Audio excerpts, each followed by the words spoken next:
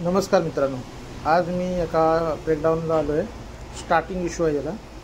या ड्रायव्हरचा मला फोन आला की गाडी स्टार्ट होत नाही म्हणून.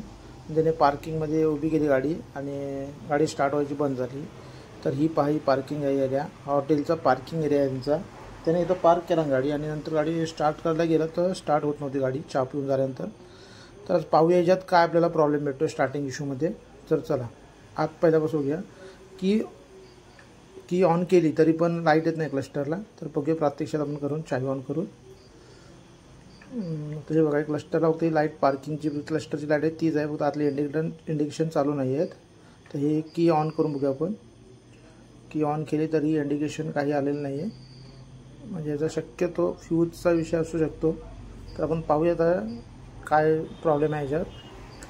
हे बघा की ऑन करतो आहे किती तरी पण याच्यावरती लाईट काही येत नाहीत, किंवा इंडिकेशन ते मीटरवरती जे इंडिकेशन येतात लाईटचे सर्व ते इंडिकेशन काही येत नाही आहेत. तर पाहूया आता काय प्रॉब्लेम आहे. आणि गाडी स्टार्टही होत नाही आहे.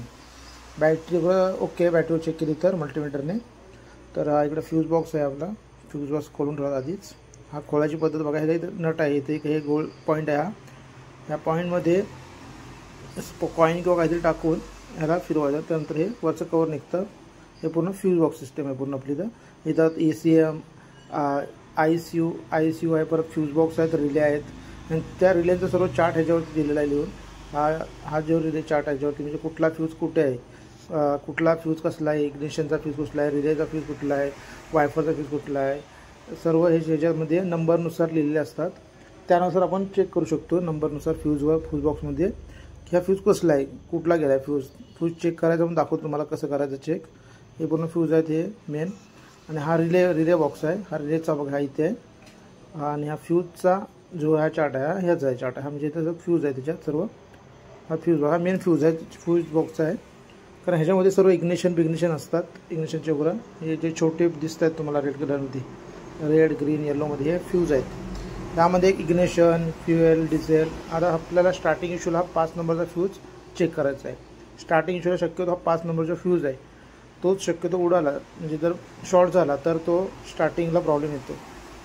तर आपण मल्टीमीटरने बघ चेक करूया तो फ्यूज ओके आहे काय. आता मल्टीमीटर सेट करून घेतो मी बरोबर. हे कंटिन्युटीवर लावला आहे मी. आता ते आवाज येते बघा. ह्या फ्यूजमध्ये आपल्या मल्टीमीटरला कंटिन्युटीमध्ये लावायचं आणि फ्यूजच्या एका पॉईंटवरून दुसऱ्या पॉईंटला असं पकडून चेक करायचं की तो पीक हा आवाज असा आला पाहिजे. पीक हा आवाज आला की हा फ्यूज ओके. तर मी पहिला चेक केला त्यालाही आला आवाज. आता दुसरा करतो आहे त्यालाही आवाज आला आहे. तिसरा करतो आहे त्यालाही आवाज येतो आहे. तर चौथा जो आहे त्याला मला काही आवाज आले नाही. मी चेक करतो पण तर आवाज मला काय आला नाही. शक्यतो म्हटलं फ्यूज तो गेला आहे. तर तो फ्यूज आपल्याला चेक करायचा आहे. हा जो 4 नंबर फ्यूज आहे 15 एम्पियरचा 20 एम्पियरचा फ्यूज आहे तो फ्यूज आपला इग्निशन यूज फ्यूज आहे. त्या पकडीच्या ह्याच्यानं काढायचं त्याला.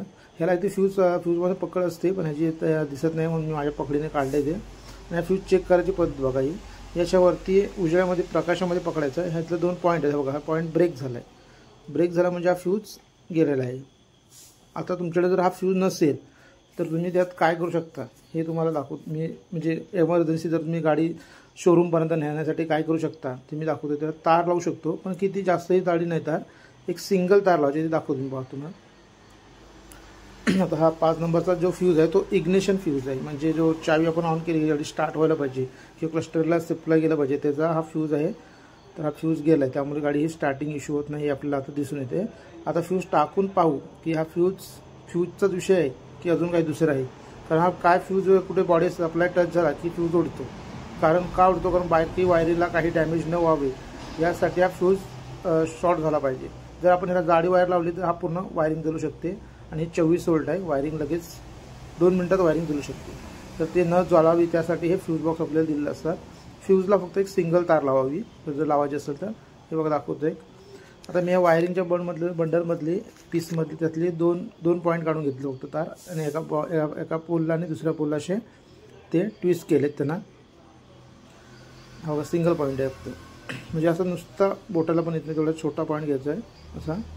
याला जरा पील मारून त्यांचे जे फ्यूजचे जे 2 पॉईंट आहेत त्या 2 पॉईंटला हे करून ते लावायचे. जर तुम्हाला रस्त्यामध्ये फ्यूज नसेल तर तुमच्याकडे जर हे तुम्ही हा असा करून फ्यूज तुम्ही लावून एखादी गाडी स्टार्ट करून शोरूम परत जाऊ शकता असा हा जुगाड आहे।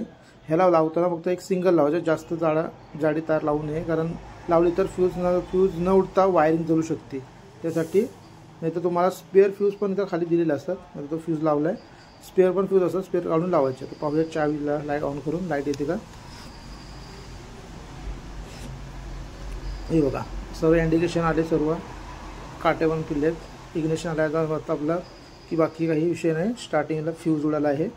तर एका एवढ्याशा कामासाठी एका ड्रायव्हरला बराच तास बसावं लागतं। हे ड्रायव्हर माझे हे व्हिडिओ बघून तरी एखाद वेळ फ्यूज गेला असेल तर गाडी तो टाकून गाडी टाईम त्याचा वेळ वाचू शकतो आणि पुढे तो त्याचा सामान जो गाडीत लोड असेल तो खाली करण्यासाठी तो जाऊ शकतो। थँक्यू।